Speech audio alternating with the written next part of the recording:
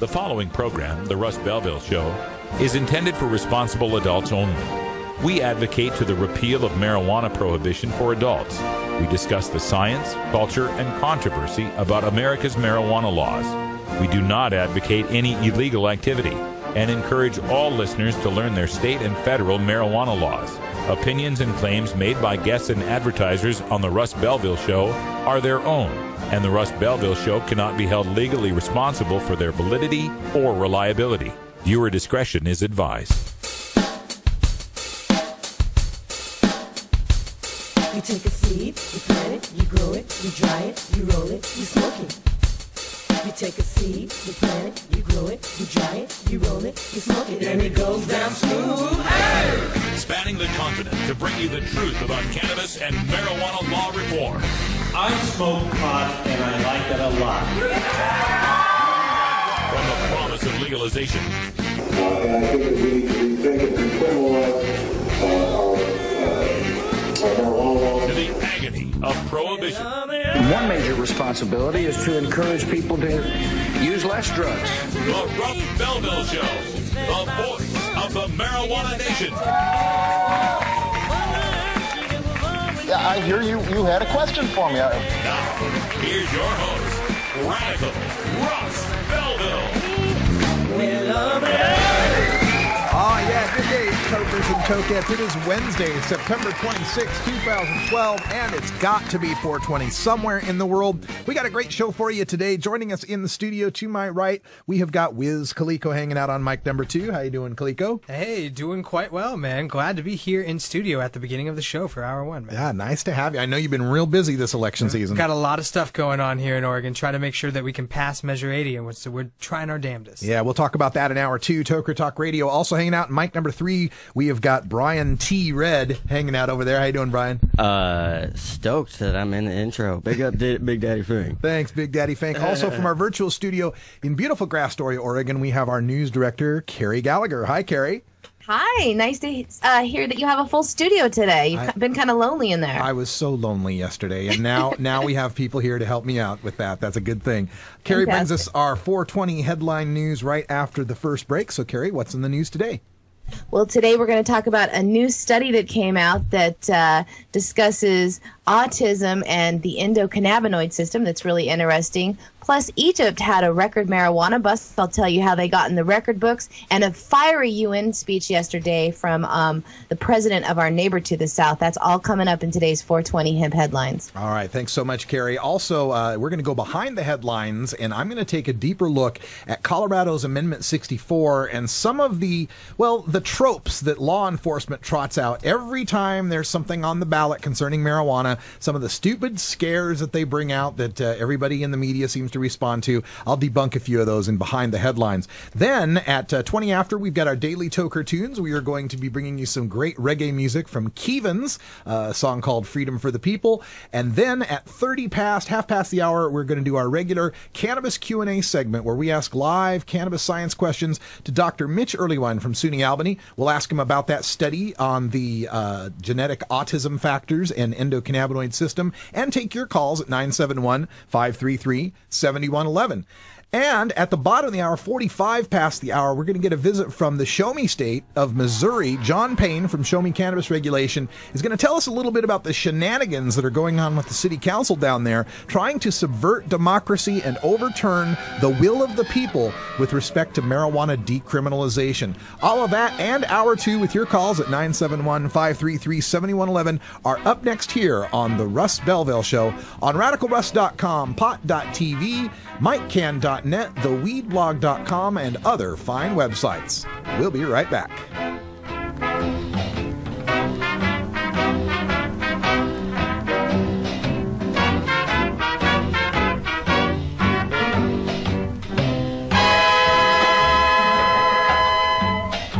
The Russ Belville Show is blogging and podcasting daily at RadicalRuss.com.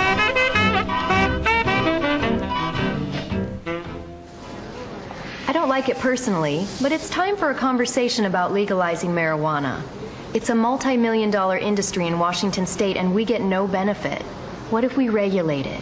have background checks for retailers, stiff penalties for selling to minors. We could tax it to fund schools and health care, free up police to go after violent crime instead. And we would control the money, not the gangs. Let's talk about a new approach, legalizing and regulating marijuana. I have a package here for Radical Rick. Is there a Radical Rick here? How about a Rick Russ? Any Rick Russ? Somebody named Freddie Barack has sent him a package. Anybody? What is that? Smells like a skunk.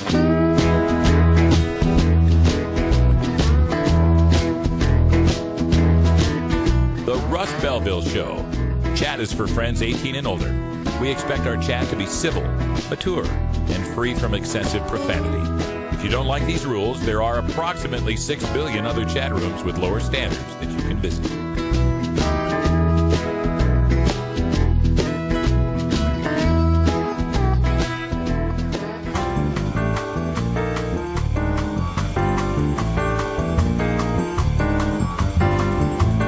Now it's time for our 420 headline news with our news director, Carrie Gallagher. Thanks, Russ. In a speech this week at the UN General Assembly, Mexican President Felipe Calderon blasted the United States as a drug consumer country that must address the current prohibitionist approach to drugs. President Calderon told the General Assembly that, quote, illegal drug consumption is the new slavery of the 21st century. Calderon also said illegal drug consumers are funding and providing incentive to criminal organizations which then pay off police forces and judiciaries. He said that in this lofty assembly, I would like to say clearly that the time has come for consuming countries to honestly and sincerely assess if they have the will and ability to do so. They must try to significantly reduce drug consumption. Calderon also urged the United Nations to evaluate the progress and the limits of the current prohibitionist approach to drugs, although he came just short of recommending outright legalization as the solution. The Mexican leader called on the United States to revive the ban on assault weapons that had expired in 2004 to help stem the tide of weapons that are flowing from the U.S. to Mexico in its increasingly bloody drug war, where upwards of 60,000 Mexicans have been killed. New information is coming out from the U.S. and European researchers about the role of the most commonly known genetic cause of autism called Fragile X syndrome and the human endocannabinoid system. Published this week in the journal Nature Communications and summed up in a press release from the University of California at Irvine, a new study used experiments to track how the endocannabinoid 2-AG work as a neurotransmitter to help regulate the electrical signals in the brain. Endocannabinoids are the body's own natural versions of the medicinal and psychoactive compounds found in the cannabis or marijuana plant. When mice with the Fragile X mutations were treated with compounds to correct the 2-AG signaling, they showed remarkable cognitive improvements. Researchers noted that this is the first study to identify the role of the endocannabinoid malfunctioning plays in autism. The discovery may someday lead to a cannabis plant-type drug to treat autism, but researchers caution that that may be a long time away before they could make that leap. And a record-breaking marijuana bust is being reported from Egypt this week. The 15-ton truckload of marijuana is the biggest drug haul in the country's history. In Egyptian slang, they call marijuana bango. And this bust made it into the record books on the United Nations Office on Drugs and Crime. The head of security at the Suez Providence said that a driver of a truck was stopped as he tried to make his way through a tunnel under the Suez Canal. General Adel Rafayette said that the cannabis farmers have exploited law security in the area to expand the cultivation of cannabis since the uprising that swept President Hosni Mubarak from power last year. Past efforts of cannabis eradication have all but discontinued since the police force no longer has the resources to target the bango crops since the Arab Spring of 2011. Of the 22,330 seizures of marijuana recorded by the United Nations Office on Drugs and Crime, the Egyptian haul would rank as the 45th largest and the 12th largest reported since 2010. Global cannabis herb seizures amounted to 6,251 tons in 2010, with the largest annual seizures reported, of course, from Mexico and the United States of America.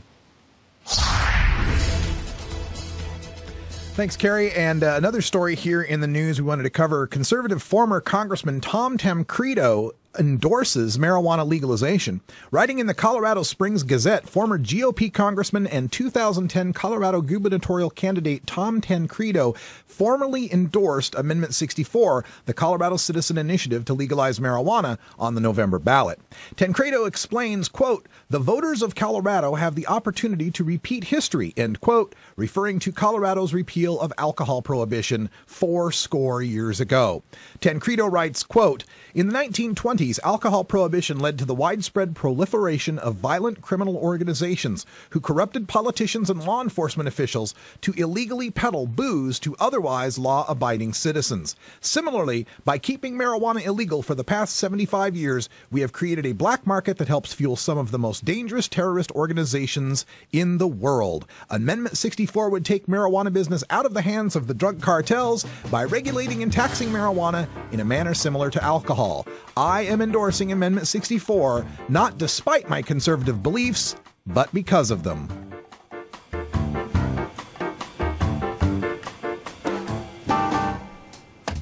And this is Carrie Gallagher along with Russ Belville for the Russ Belville Show, and that was your hemp headlines for Wednesday, September 26th, 2012. Thank you very much, Carrie. And when we come back from break, we're going to get behind the headlines. We're going to stay in the state of Colorado and take a look at some of the silly things law enforcement is saying to try to scare voters away from supporting marijuana legalization. It's the Russ Belville Show. We're back right after this.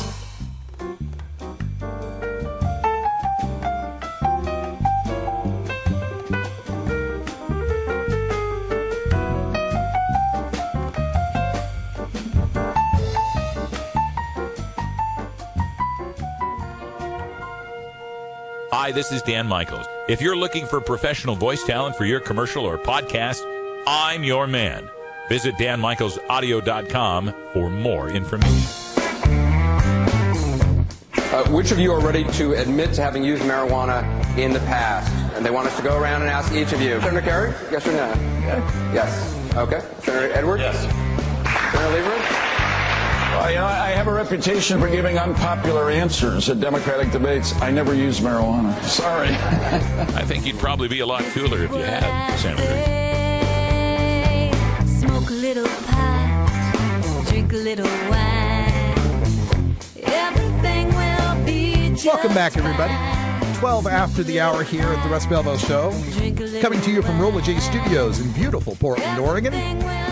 To learn more, visit our blog at radicalruss.com, where now you can become a VIP member. We'll tell you more about that right after this. We're going to get behind the headlines. And going back to Amendment 64 in Colorado, I've been reading a lot of the reports on this, and most recently a piece that I found in the Huffington Post that really kind of raised my ire, and it's because I read once again this stupid defense of the status quo of prohibition from a law enforcement official. So let me get right to it. Here's Tom Gorman is the fellow's name, and this happens every time we try to pass marijuana medicalization, legalization, or decriminalization. Law enforcement comes out against it, right? We don't make the laws, we just enforce them.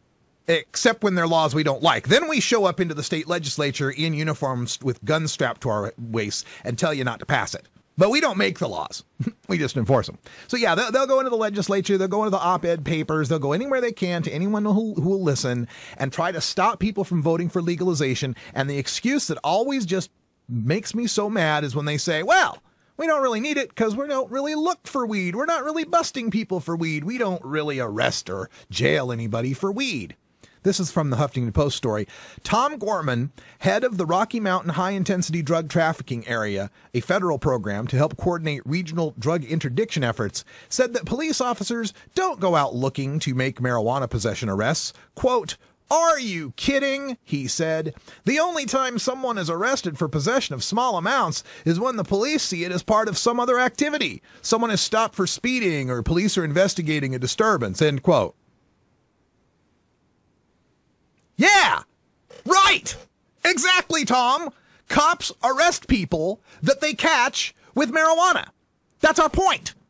Look, very few of us, except for the really paranoid tinfoil hat type people, think that cops are on patrol with the primary motivation to find and arrest somebody with a joint in their pocket. Unless you're really paranoid and all that, most of us believe that no, cops are out there trying to stop real crimes, trying to stop speeders, drunk drivers, arsonists, rapists, murderers, etc. Right? We generally believe that. Of course, they're not like, sitting in the squad room before they go out on shift and making up big plans to, all right, let's go see how we can find a college kid smoking a joint. That's not the way we believe it happens at all.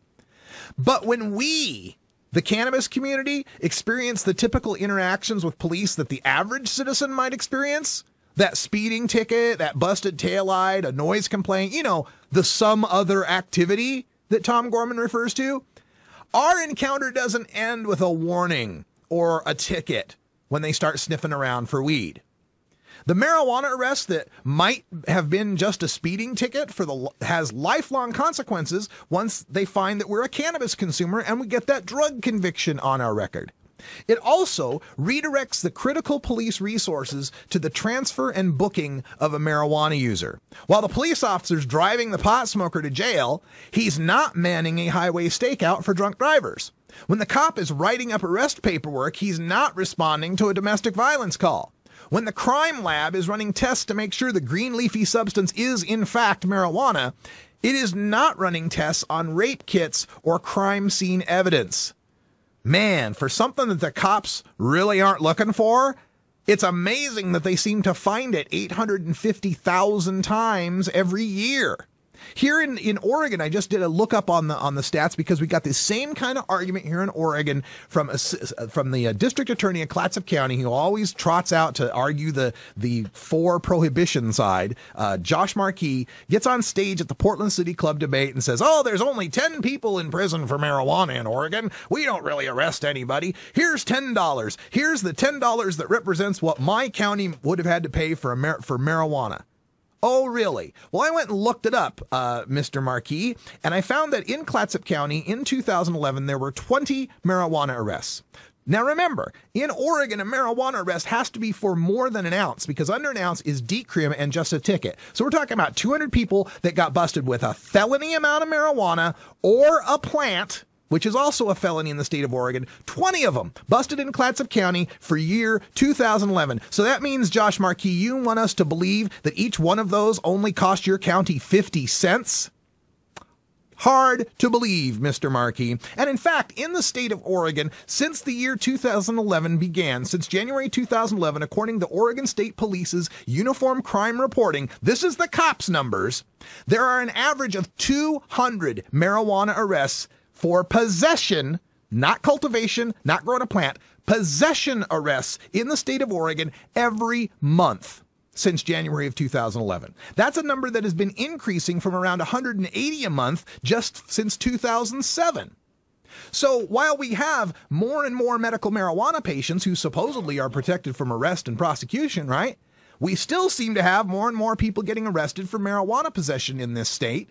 When, again, it has to be over an ounce to get arrested for possession, and over an ounce is a felony. That's right, state of Oregon, 28 ounces a ticket, 28 grams is a ticket, 29 grams is a felony.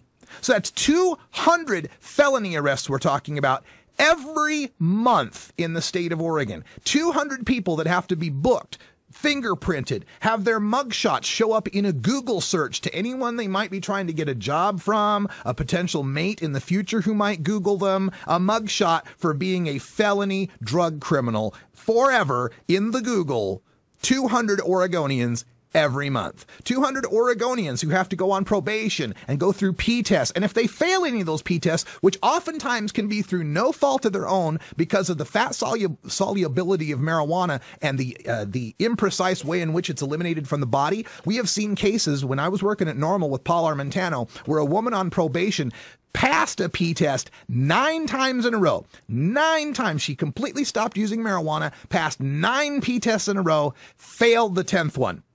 Because that's just the way the chemistry of marijuana works. That's 200 Oregonians every month who are having to deal with that fear that, oh my God, I'm peeing. I sure hope it turns up clean, even if they've stopped using marijuana. 200 Oregonians every month who are worried about losing their jobs, their housing, their security, whether or not their friends and family are going to know. And again, whether or not they're even convicted of that, 200 Oregonians who suffered the possibility of asset forfeiture, where the cops and the courts can take all of their money and their possessions, and then they got no money to hire the lawyer to defend themselves for the felony they're charged with. It's insane. So don't start telling me here that we have, only 20 people that are arrested or no one goes to jail or we're not really looking for it, because this is happening every day in every state to law-abiding citizens whose only crime is choosing marijuana over martinis. Behind the headlines got a little ranty. Happens sometimes, though. We got to take a break because, my blood pressure and all.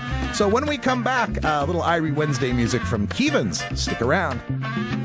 Oh, have you ever met that funny reefer man? A reefer man. Have you ever met that funny reefer man? A reefer man. If he said he swam to China, he would send you South Carolina. Then you know you're talking to that reefer man.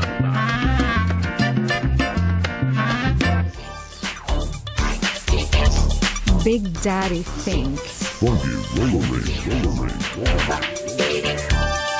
Oh yeah, this is Big Daddy, and I'll be your freakazoid every Thursday night, right here at the Funky Roller Ring. Funky Roller Ring. 11 Eastern, 8 Pacific, only on RadicalRuss.com.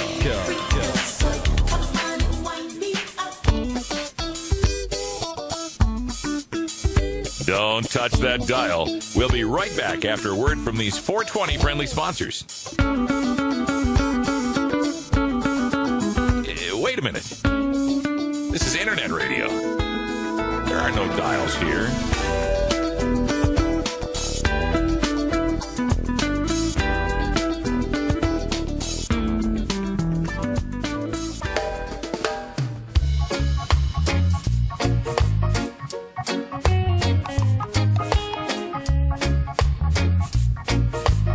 Everyone knows music and marijuana go together, so let's wind up our 20 after break with the Russ Belville Show's Daily Toker Tunes, the best in pod-safe 420 music from around the web.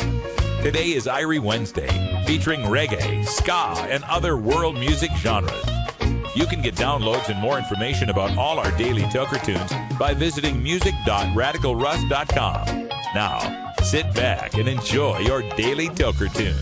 I feel pretty Irie today because Wiz Khalico and Brian the Red are here today, and they're two of the most Irie people I know. So just wanted to give you a heads up about later on tonight, you're going to get Red Eyes Reggae Flashback featuring our own Red Eyes right over there, Brian the Red. And what are some of the stuff we're going to hear tonight? Oh, man. I got my fingers dirty really digging through this box of tapes. So we're going way back. Some of the stuff that you're going to hear tonight is just, I grew up with it, but, people never hear it nowadays. It's not played. It's some of it was original one-time, taping that was a demo that was handed off to my father by the band, or my dad sat in with the band, and he played drums and he played keyboard, and I've got a tape of his jams that I'm going to be bringing a few. Hopefully I'm going to get that ripped by next week and get some the old man on himself. So. All right. Well, looking forward to that. 8 o'clock p.m. tonight, Red Eyes Reggae Flashback, filling in for the Irie Island Hour because this fella here, Calico Castile, is the busiest young man in Oregon politics today. So I don't know. I do have a partner that is probably just as busy as I am, but I am trying to stay busy. All right. So we got the Irie grooves happening. And also other notes on our Toker Tunes. You can catch Daily Toker Tunes. The new schedule, the Daily Toker Tunes replays will be at 12, 6, 12, and 6 Pacific. So midnight, 6 a.m., noon, 6 p.m., you'll get an hour of random Daily Toker Tunes. And of course on Wednesdays, that means reggae, that means Irie tunes. Then also want to let you know that we've got new playbacks for all of the 8 p.m. live shows. You'll be able to hear them replayed at 3 in the morning and 9 in the morning the next day, as well as 3 p.m. the day of. So like today, you're going to hear last week's flashback, reggae flashback at 3 o'clock after this show. And then at 8 o'clock, you get the brand new one. So lots of stuff in the replays. Also, weekend replays, back-to-back, Herb Thrasher, Big Daddy Fink, Reggae Flashback, and Viper Hour from 9 p.m. through 1 a.m., Friday, Saturday, and Sunday. So plenty of music here at RadicalRuss.com. If you want downloads of any of the tunes you hear from the Daily Toker Tunes, all you've got to do is get yourself a VIP membership at RadicalRuss.com. Click on the About tab, or click on the Donate tab, and you'll be able to get that membership. And that unlocks the download and the posts for all of our Toker Tunes. This is Keevans for our Toker Tunes today with Freedom for Humanity.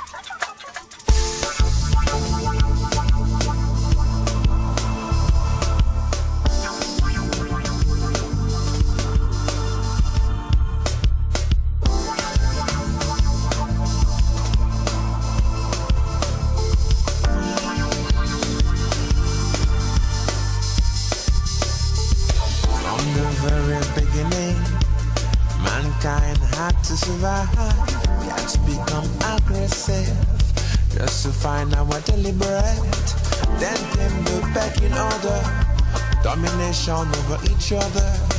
All that time the higher man was recording each and everything. Freedom, freedom for humanity, humanity. Freedom, freedom for humanity, humanity.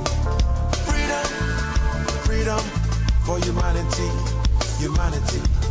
Freedom, freedom for humanity.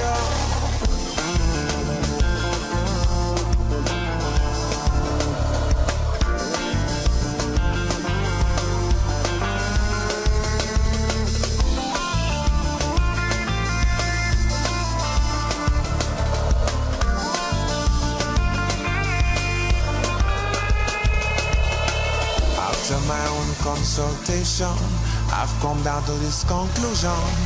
Mankind is more mechanized, not at all civilized. What do we teach the children of today about this hectic behavior of ours? Yes, indeed, I do believe I have a simple solution. Positivity is a necessity. Positivity is a necessity. Positivity is a necessity. Positivity is a necessity. Positivity is a necessity. It's a necessity, y'all. Necessity, y'all.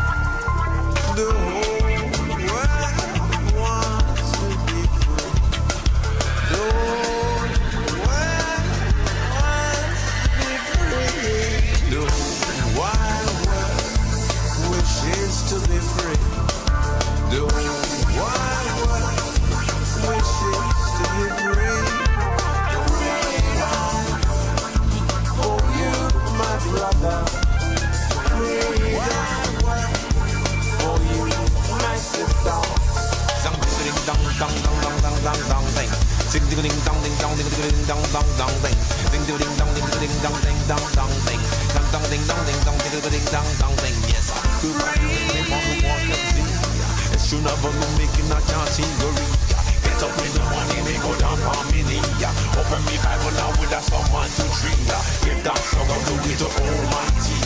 Creator of your music along with me. Listen, me want to be free. Yes, I want to be free. Yes, we want to be we. Freedom, freedom. Keevans with Freedom for Humanity. Get your download available at RadicalRuss.com by signing up for your premium membership today. Just click on the membership tab at the top of RadicalRuss.com, and it unlocks all our daily Toker Tunes downloads for you. When we come back, Dr. Mitch Earlywine answers your questions in Cannabis Q&A, so get them ready in our chat room and on our phone line at 971-533-7111. We're back after these messages.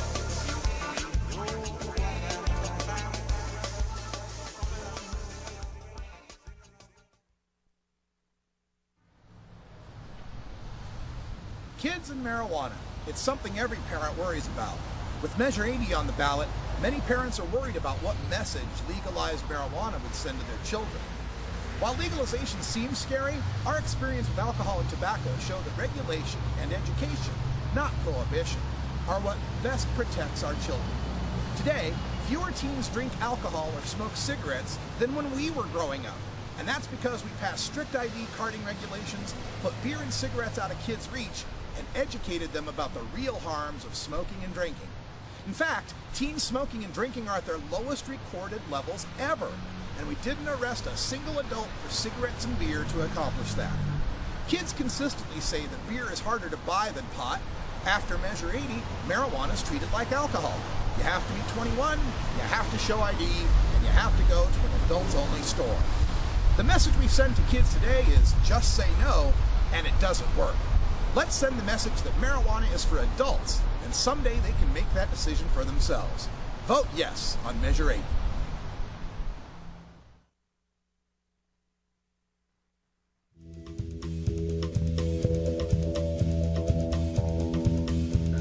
Michael Phelps, Olympic superstar, 14 gold medals, world record holder.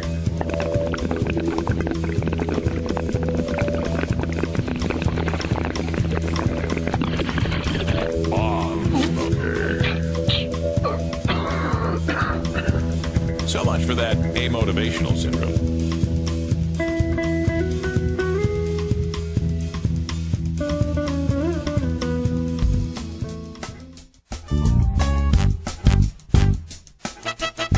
It's time for the Russ Belville Show's Cannabis Q&A with Dr. Mitch Earlywine. Dr. Earlywine is a professor of psychology at the State University of New York at Albany and a leading author and researcher on cannabinoids and health, who pins the Ask Dr. Mitch column for High Times magazine. Get your questions ready in our live chat or call in to 971-533-7111 now. All right, everybody, get ready for our Cannabis Q&A. The chat room is open. If you want to get your question in, you have to log in. Just type /login, and you can log in or create your account with the Ustream chat, or you can call us live at 971-533-7111. We welcome back Dr. Mitch Earlywine to the show. How you doing, Dr. Mitch?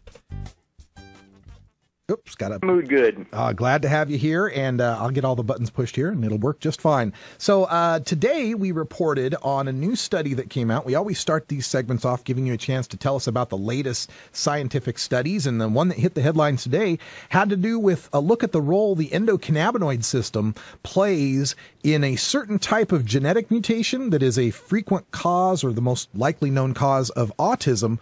Can you fill that in a little bit more for us and tell us how that reflects or how that might affect the medical marijuana movement? It's intriguing because we're, a few steps away from actually using medical marijuana for Fragile X syndrome. Fragile X is essentially the situation where one of the chromosomes has, if you will, kind of a weak leg. And it's incredibly rare, to tell the truth, but it does seem to be the source of about 5% of the cases of autism. Some folks who have it have some Asperger-like symptoms. Other folks have symptoms that are almost like ADHD. So it's clearly a mixed kind of end result behaviorally from a common situation genetically. But 2AG, one of the proteins that's basically involved in the cannabinoid system, it has to do with sending essentially messages to the brain through that system, seems to really be involved. And with this deviant strain of mice that they have that can kind of mimic this, looks like they really do benefit from cannabinoid-type chemicals on this. Now, when I think about people who I've met who have this disorder, it kind of makes sense phenomenologically. Who doesn't like to sort of get stoned and cuddle? Who wouldn't be a little more socially encouraged, shall we say, more willing to draw pleasure from the company of other people after using a bit of the plant? And I think that may be part of what this might rely on as we move up the phylogenetic spectrum. Okay, so the 2AG, of course, the natural endocannabinoid, seems to have an effect for this. And what I was reading in some of the reports on this is that the problems that these individuals with this Fragile X would experience would be difficulties in learning to walk, learning to crawl, difficulties in forming speech. That these come on later in life than we would normally expect. How are the endocannabinoids? What are their role then? How do they figure this out? I mean, how do they know that this is what's causing the problem? No, this was a bold way to go about this, because this is not the most obvious step in this design. But you do see a lot of the cannabinoids in those same brain areas that are affected. We do see a lot of CB1 receptors right there in the brain near where some of this stuff is happening, particularly things in the striatum and some of the cortical regions of the brain that are involved in not only the motion part, but actually the more social, the parts that are actually involved in us sort of seeking each other out in a way to sort of comfort each other too. Very interesting. All right, we have a caller calling in from the 770 area code. You're on the air with Dr. Mitch. What is your question? Okay, my question is, one of my friends was recently diagnosed with bipolar disorder, and I was wondering if there's been any studies and if he could direct me or give me his opinion on the use of marijuana with bipolar disorder. Sure, this has become really controversial. Years ago, Lester Grinspoon published several case studies where folks with bipolar seemed to benefit from cannabis. A number of other psychiatrists have said, no, it's really destabilizing and it's no good for them at all. In my experience, I also heard that it could actually cause bipolar disorder on some of the things that I researched, and I wasn't sure if that was true or propaganda or what. That was another part of my question as well. It's unlikely to be a cause of the disorder, but it might actually exacerbate a manic phase. And it seems to have something to do with the strain involved and how it has an impact on sleep. So often when folks who have bipolar disorder, before they have a manic phase, they often have a disturbance in sleep. Obviously, if they're smoking cannabis first thing in the morning, get tired in the middle of the day, take a nap, and then end up staying up late at night, all that stuff gets out of whack and things go really awry. In the case studies where people do seem to benefit, they're often using an indica late at night, and then they're getting to sleep all the way through the night, and then report a normal day without any naps and without any manic symptoms, and that seems to work. Whereas folks who are using it more sporadically or intermittently, or who have a sativa strain that's more arousing than sedating, they often are the ones who then subsequently run into trouble. Does that answer your question? Yes, it does. And do you happen to have any resources that I could use to, links or anything like that for further, research on this?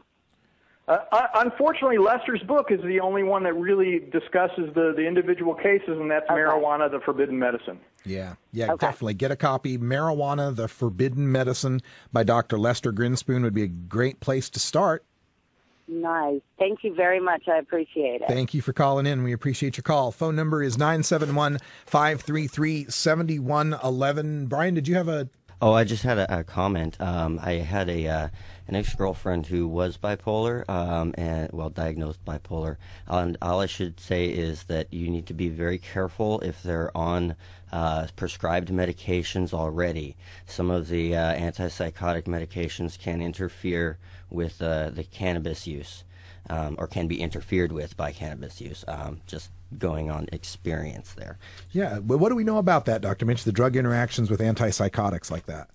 Well, so as it turns out, the first treatment of choice was always lithium for the bipolar disorder, and that didn't seem to involve some of the same pathways, and cannabis didn't seem to interfere. The move to antipsychotics, often when people have a manic phase, they have these delusional correlates with it, where they think they're the Messiah, or they are suddenly the president of Yale University, or something creepy like that. And those folks often do end up on the antipsychotic drugs, and it's unfortunate because yes, cannabis can really throw those awry. And in truth, if you're doing fine on your lithium, there's no need to turn to the plant. All right, going back to our chat room now for a few questions that have been building up. We've got a question here from Ray Crystal, one of the friends of the show, who's been he's been talking to me a lot about this, what they call the esculent use of raw cannabis, the juicing of raw cannabis. And he wants to know about the THCA and CBDA, and if they're available. I mean, will you get the benefits of those through juicing cannabis? And I guess as a side note, what are THCA and CBDA? Sure. So essentially what we're talking about is sort of precursors, if you will, of THC and CBD, and these definitely have some potentially beneficial effects. We just saw some neat breast cancer research come out on the one that's basically the precursor to cannabidiol. I am eager to meet the folks who are behind this juicing of cannabis. It certainly seems like those would be less likely to be destroyed in a juice than they would be, say, in smoked cannabis. But I just don't have any publications. I appreciate Ray's interest in this. I've been really combing Medline and the Google Scholar and just talking to everybody informally, but nobody's doing this. Then I call all my sort of juicing pals from back in California, and they're all into spinach and kale and stuff like that, and so they think this is bound to work. It just makes perfect sense to them. But I haven't met anybody who can actually sort of be a case study for me. All right, you heard it here. Let's get some case studies on juicing cannabis going. And one of the ways we can facilitate that is passing marijuana legalization in Washington, Oregon, and Colorado. Check to see if you're registered to vote. If you've moved, you may need to re-register. We need to get these things passed so scientists can find this stuff out for us. We need the information. We need the data. We need the research. We have another question. Medigrow, Vermont wants to know, and kind of apropos, speaking of autism and those types of disorders, would like to know, would you recommend cannabis for Asperger's syndrome? As it turns out, the reactions have been so individualized, both by strain, by mode of administration, and by participant, so to speak, by the patient, that I can't make a global recommendation one way or another. I'm not a physician. I'm not really even an Asperger's expert. But what we have seen is orally administered subsets of certain strains have decreased some of the sort of stereotypy, some of that weird repeating of the same behavior over and over again in some folks, and that may be worth a try. I mean, I really admire anybody who's living with somebody with this or helping them out, because I know it's a challenge and it's a 24/7 kind of deal, and I completely understand wanting to try something new. Obviously, the folks who were most on top of that were the folks at WHAM, who seem to have a feel for what strains might be most helpful.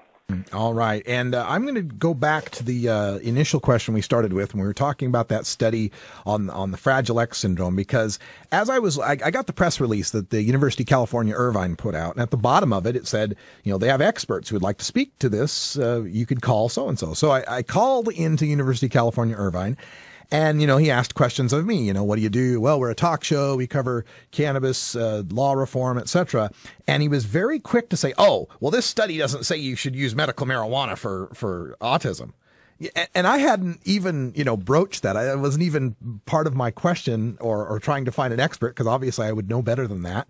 But it kind of surprised me that he came to that so quickly. And I got to thinking, maybe he's fielded 6 or 7 or 10 or 20 calls from people that think this means medical marijuana is now going to treat autism. So can we clear that up a little bit? Is this just maybe a promise that someday a cannabinoid therapy might help, or what is this really telling us?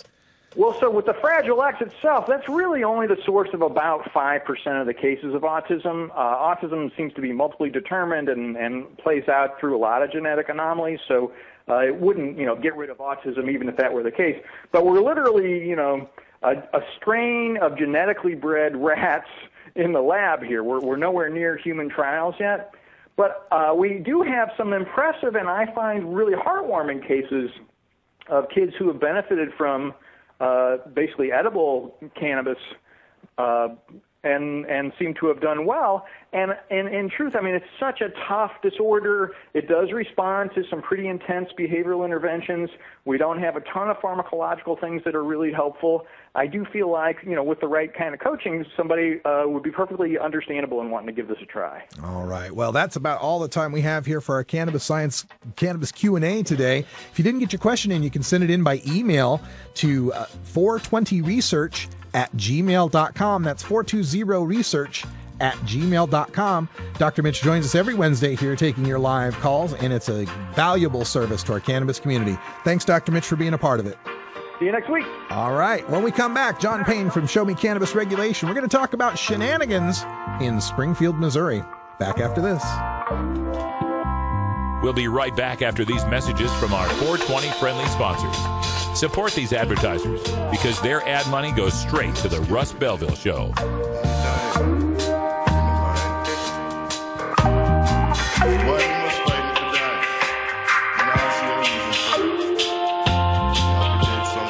You're tuned into the Russ Belville Show, the voice of the marijuana nation. Tokers, there's no good reason to get your dog stoned. While it might not harm them physically, imagine being a dog who already begs for treats all day, and then imagine that dog having the munchies. Not cool. Georgia. Hi, this is Willie Nelson, and I need your help. Our marijuana laws are terribly unfair, and they make criminals out of law-abiding citizens. Nearly 2,000 Americans are arrested every day on marijuana charges, and we are unfairly destroying the lives and careers of hundreds of thousands of people simply because they smoke marijuana. These are not criminals. They are average citizens like you, good neighbors who work hard, raise families, pay taxes, and contribute to their communities. And it's time we stopped arresting responsible marijuana smokers. We need your help to end marijuana prohibition once and for all. It's the fair thing to do. For more information, contact NORML, the National Organization for the Reform of Marijuana Laws. Call toll-free 888-67-NORML or visit their website at norml.org.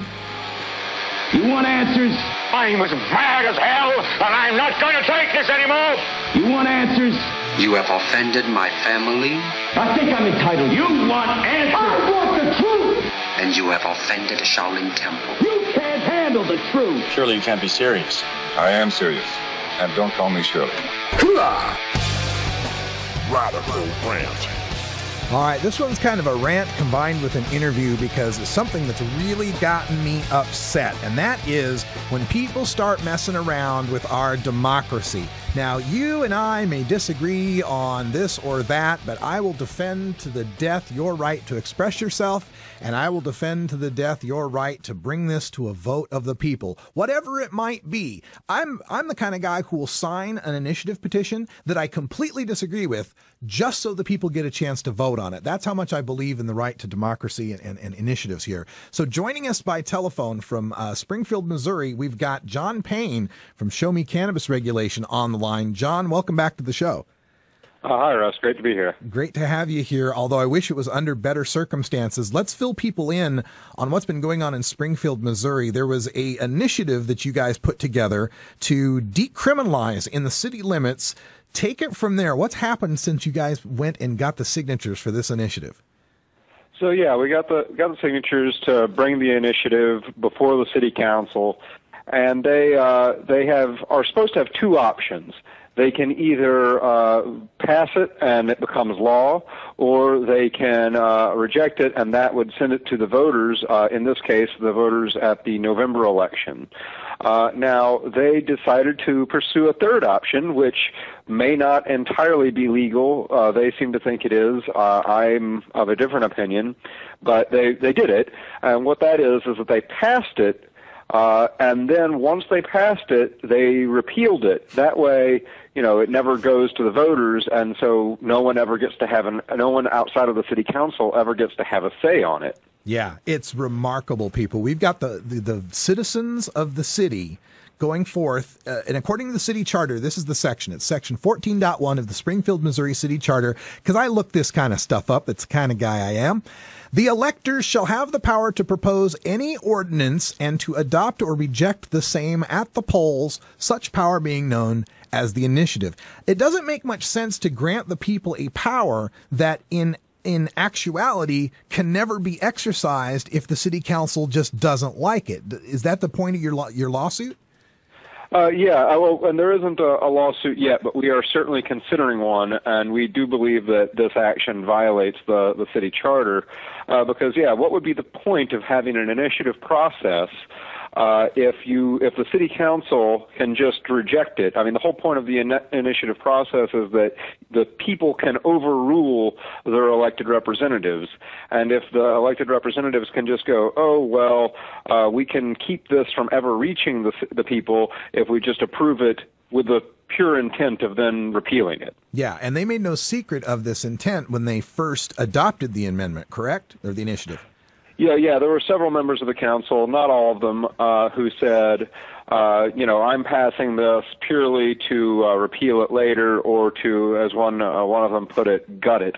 Yeah. There were several of them that basically said, I am going to abuse the initiative process. Yeah. And even some of the council members who voted for repeal said that, this is abusing the process. This is a loophole, and we need to do something about it.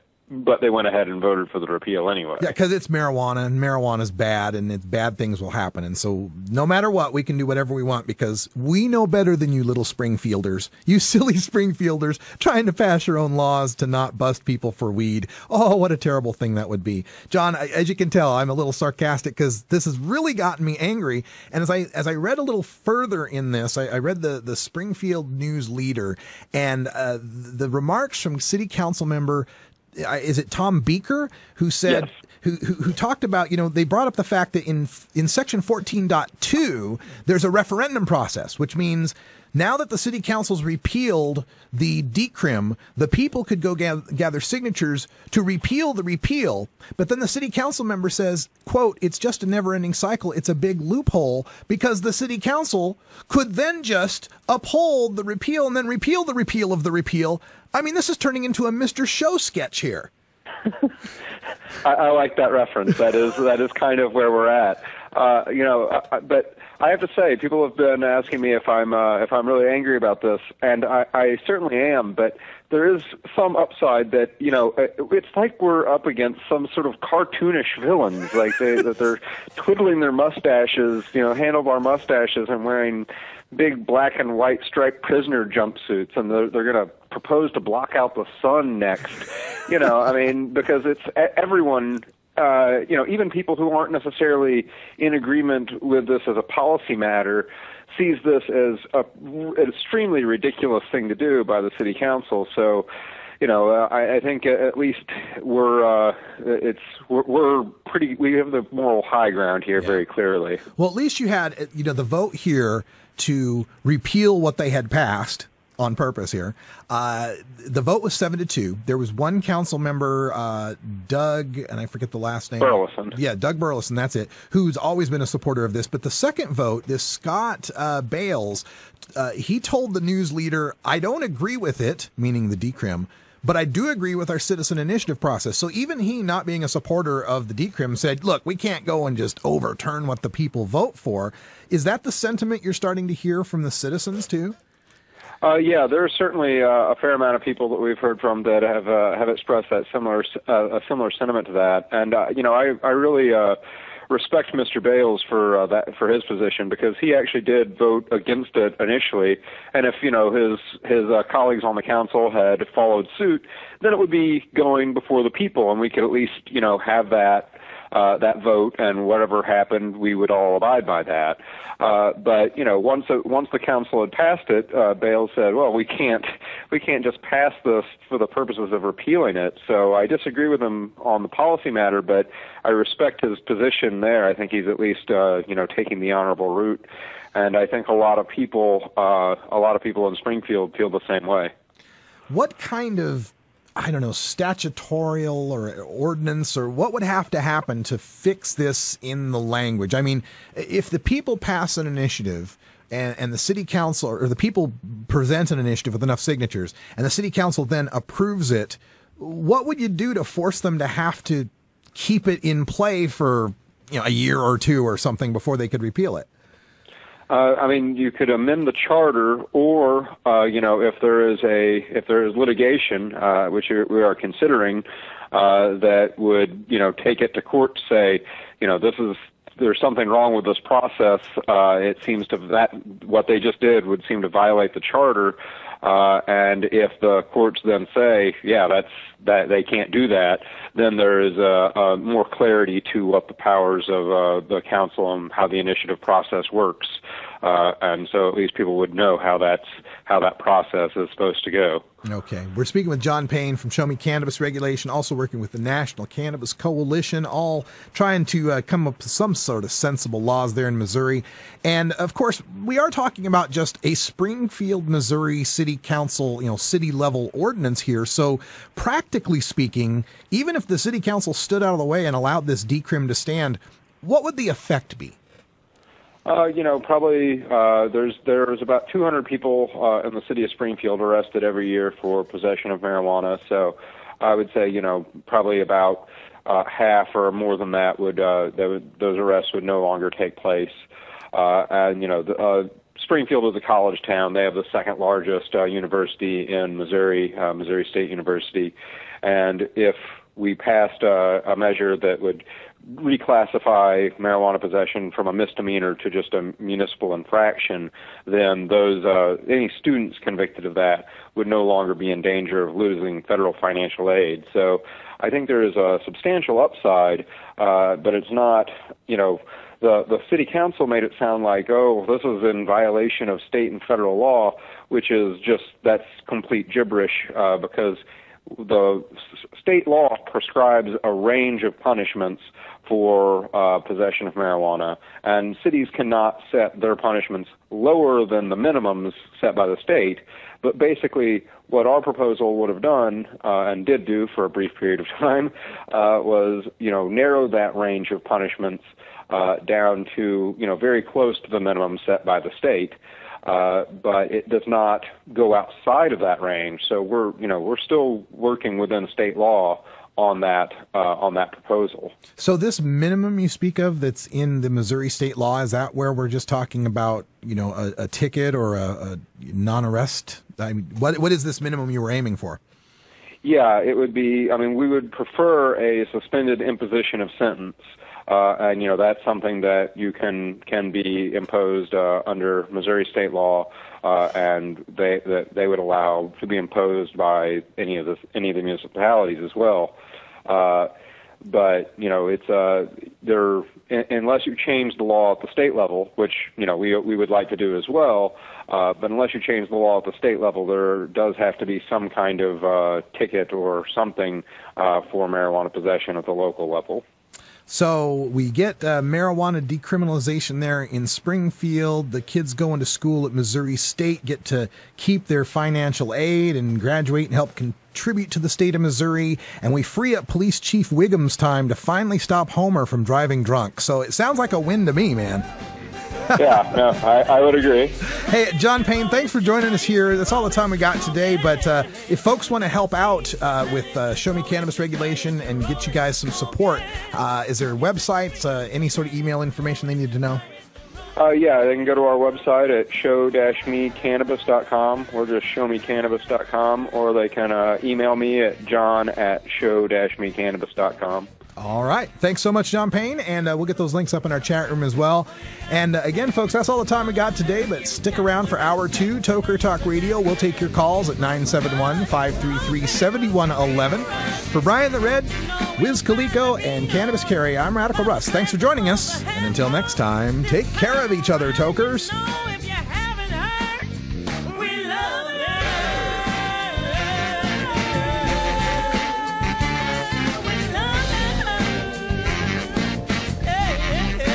This is the Russ Belville Show. The Russ Belville Show is blogging and podcasting daily at radicalruss.com. Take a seed, you plant it, you grow it, you dry it, you roll it, you smoke it.